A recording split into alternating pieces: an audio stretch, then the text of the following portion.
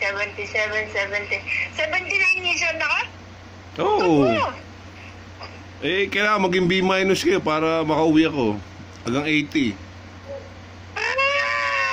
Isang utot na lang, 80 lang. Isang utot na lang. Ano? Sino yung sabi sa July kami uuwi? Sabi mo doon, nagsasalita ka doon sa, ano mo, sa nakapasa ka sa, ano mo, sa amin. Ay, di puro kalokohan lang yung. Ay, lalo ko ka pala, pambira, patis. Nasaan kayo? Nasa kwarto? Hindi, nandito sa salas. Kasama ko si Buratot. Ito, natutulog. Sino yung burato? Pot-pot. Si Potpot. Si ano si Josiah? Si Emma nata, may pasok. Hindi ko alam eh. May pasok yun. O nasa inyo, o may pasok pa. Kamusta na ang 74 years old?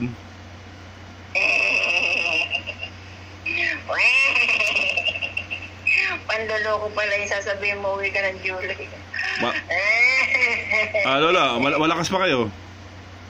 Malakas pa naman. Oo, malakas pa kayo mga asar eh. Malakas pa naman, bakit?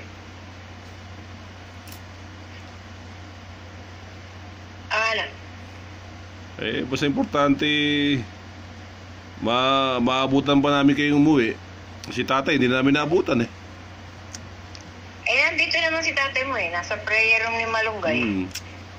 Kasi nung nagpapabook kami, bigla na lang na maalam si Caro Ding eh.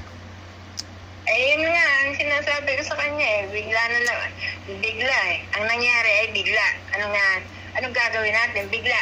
Tapos ala. Natutulog pa rin eh. Ala nga. Ala.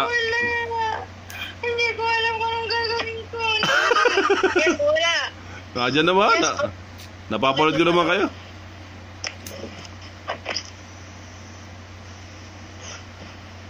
Tapos Pinindot-pindot ni Borotot.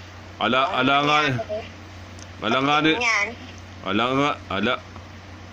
na ako masabi. Pwede pa. Wala. Ala. Ibang klase yung pagkakas. Pindot. Ala nga din naman.